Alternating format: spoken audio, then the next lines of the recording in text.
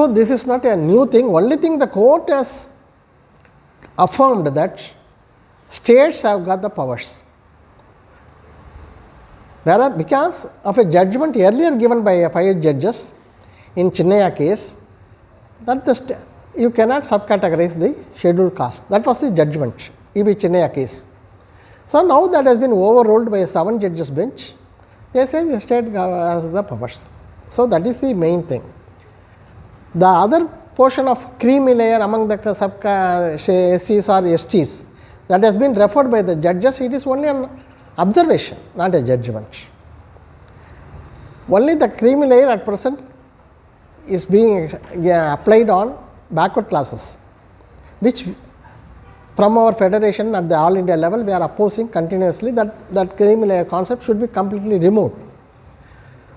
And by the present 105 judgments, 105 constitutional amendments, even the creamy layer cannot be applied for backward classes. That is what the many of the legal people they are observing, that because of the 105 judgment constitutional amendments, the backward classes, the list that is being already applied by the union government and by the state governments. So, the definition of backward classes is as per the list only. The scheduled castes or scheduled tribes, it is being scheduled in the constitution. That is why there was creamy layer was not applied when the Indira Sahni judgment was given in 1992. The court said it is not applicable for SC/ST because there is a definition about the scheduled castes and tribes in the constitution. There was no definition about who are all the backward classes. There is no mention about that backward classes in the constitution when at the time of Indira Sahni judgment of 1992, but by 105 constitutional amendments, whereby the states have been again the powers have been restored to identify the backward classes. The court has the constitutional amendment says that the list that are being applied by the union government and by the states forms the backward classes. So, the judges, many of the legal luminaries feel that a definition has been created, you cannot subcategorize further in the name of creamy layer. That is an observation which we have been taking with the government. That is one part. So, this subcategorization is not a new event that is happening in India. So, some of the people who are speaking against the subcategorization and going to the court, stating that the consolidation of the scheduled caste will be affected. That is one observation by the people who have gone to the court. But basically, the concept of social justice is to ensure that all communities get representation in the power structure. That is the basis, not for employment. It is only a matter of representation. The constitution says only representation. Article 16(4) says, if they are inadequately represented, you can provide reservation. That is what the constitution 16(4) on employment says about that inadequate representation only. So, the reservation means only about representation. Representation where in the power hierarchy, in the governance of the country, the decision making process. So, every community has got a right to demand for a share in the governance of the country. So, when there are various subcastes among the categories, for example, in the backward classes, we are having more than 4,000 castes. In the scheduled caste itself says, the name itself is a plural only, it is not a homogeneous group, not a single caste. There are so many castes among them, where there is also a slight hierarchy, where some communities are getting more share than some other communities. That is what the communities affected by that, they say that we should have a share in that.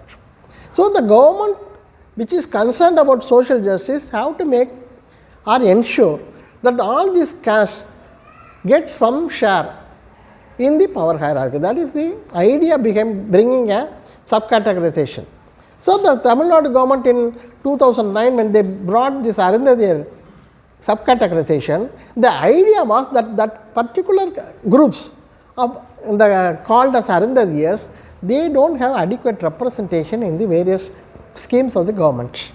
So, the government brought on 3% reservation One example I can tell you that prior to that, in the medical admission, which is the toughest one in any area, particularly in Tamil Nadu, getting an admission in the medical college is a tougher one because of the number of seats in the college, because it is limited, unlike engineering colleges, where we are having nearly 540 colleges. So, there is no problem in getting an admission for an engineering seat, but they may be particular about a particular college, that is a different matter, but getting a seat admission for an engineering college in Tamil Nadu is not a very difficult one compared to medical admission.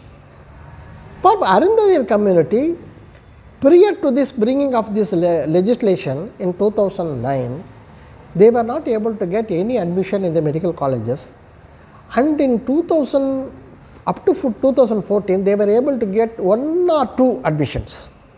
After this 2009 legislation, where 3% have been provided to them, in 2015 alone they got 84 positions in medical college.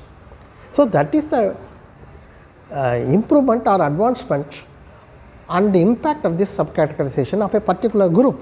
So, it is very much necessary that a subcategorization is essential. That is why the government, for some other reason, they brought this Justice Rohini Commission of subcategorization of the backward classes. The reason brought by the present government, the intention is different, but the name given is subcategorization of the backward classes. But when the Justice Rohini Commission, I have been called to give my submissions, I went before the commission and told them that before making a subcategorization among the backward classes, you please have a data. Without data, if you are going to subcategorize, that cannot be a justifiable one, because the Rohini Commission intention was that they will collect the data of employment of the backward classes in various sectors. For example, in the banking industry, in the UPSC, like that, where your 27% will be filled up in the initial stage. So, among this 27%, they will calculate which community has cornered that 27%, and based on that they thought that they can subcategorize the communities based on that positions they occupied.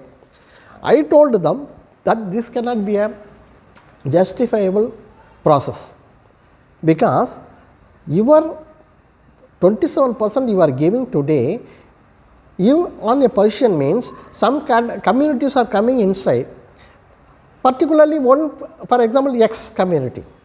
Among the 100 seats, if they are cornering some 40 positions, and if the commission decides that that community is only cornering all the 40 positions and the remaining communities are able to corner only 60 positions. So, if you are going to subcategorize on the basis of this data, then it will be very fallacious or it will be a wrong process. Then I explained to the commission that X community, what is the percentage of population among the community? Suppose if that community among the 100 people, if they are 40, and if they are able to corner 40, there is no problem in that. If they are 10 and if they are cornering 40, then there is a problem, because they are going beyond the ratio. So, your data is very much essential when we are going to subcategorize. So, I told the commission, you please ask for a data, you ask the government to conduct a caste census. Those commission wrote a letter to the government that in 2011, the then UPA government conducted a socio-economic survey. That data was available, is available with the present government, and they asked for the data. The data was not given to the Rohini Commission, and the Rohini Commission told me that they rely only on the 1931 census. I said, how that you are going to subcategorize a caste based on 1931 census? That is not a correct way. So, I said that you please conduct a census, then go for subcategorization. That is our submission. That is what I told the commission also, and I think the commission has finally given a report, the data, which we do not know, because it is not in the public domain. The government is reluctant to release the data also. That is one part. Why I am telling? Because when you are going to subcategorize any caste, you should have a data. So, the caste census forms the very integral part in conducting any exercise, not only subcategorization, for any schemes of the government should have a data. That is a logic, that is a rationale behind doing any schemes. For everything they should have a data, but when it comes to caste census, particularly for the non-SC/ST community caste, the government is very much reluctant. That is the thing. Not only for OBC, I am telling, we are demanding not only for OBC. We say that you conduct a caste census. And when the government, when we questioned the government, present government, the Registrar General of Census is giving a reply that exercise is very difficult, cumbersome, and it gives lot of mistakes, as happened in 2011 caste census, which is not a correct answer given by the government, because the same Registrar General some 2 years back he told that the data given by the caste census survey is 98% accurate, but subsequently they changed the stand and say that nearly 45 lakh inaccuracies are there in the data. That is why we are not able to process that. That is not the correct answer given. Even in the Supreme Court, they are not able to give a proper answer. I have filed a case in the Supreme Court of India demanding the union government to conduct a caste census. It has been being listed continuously, but the government is not coming forward with any affidavit so far in a proper way. They are not ready to appear before the Supreme Court also on this matter. So, this caste census, when it started in the Britishers in 1871, initially they do not calculate based on only this overall caste community like SC, ST, OBC like that. They calculate based on the various subcastes like Brahmins, like that they calculated. So, at that point of time only the nation was able to know how much percentage the Brahmins were there in this country. That was the only exercise done by that time. So, when the first census report came, the people were able to know how much this community population and how they are representing in the various sectors. They were able to compare that, and knowing this, they were very much afraid of this data. Subsequently, they maneuvered the system and they said that hereafter it should not be conducted.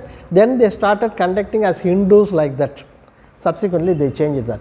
So, the present decision of the government in not conducting a caste census is based on that fear only, that the dominant caste who is ruling this country, they are afraid of this caste census, because if that caste census is conducted today, even your 10% EWS will be challenged. Already there is a challenge.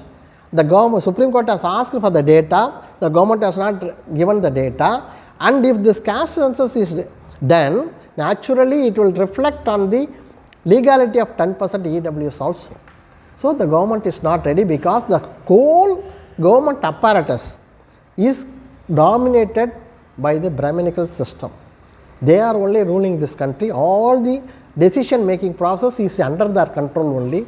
So, they know very well, by doing this exercise we are entering into a problem, and they do not want this problem to come. That is why they are saying that various reasons to avoid this caste census. But when the country wants to develop on a social justice pattern, naturally you should have a data, and this subcategorization is also essential until you reach a level where every apparently it should be seen, or it should be felt by every community that they are also having a part in the governance of the country. That is what we are saying about this caste census and subcategorization. I have certain questions also being raised, where we have given the answers also. Why the need for a nationwide caste census, because various state governments are now taking that. So, there is some the union government is telling the court that let the state also can conduct like that, but the constitution says that the Census Act of 1948 empowers the union government only to conduct the caste census. States can conduct a survey only, because they do not have any department like census department. Only the union government is having a department, census department is there, a mechanism is there. So, they are only have the responsibility to conduct a census. States are only having a various, they do not have this kind of mechanism. Whatever they do now, they are doing only on their own by involving various people in the government. But one thing here is, by this survey, for example, Bihar has conducted a survey. Within 60 days, they were able to give a data, and that data, nobody has contested about the accuracy of the data. Nobody has contested. Even though the court has stated that you cannot violate 50% ceiling like that, they never said that your data is totally inaccurate. Now, when a state like Bihar can conduct a census so much accurately, why not a union government having a system cannot conduct a census? Now, by this we are questioning the union government, why you are not conducting the caste census when the state can do it so accurately. So, your Registrar General reply that it will create lot of inaccuracies is totally false, because Bihar has proved that. Now, Telangana has given, the government has given the order to the commission to complete it within 60 days.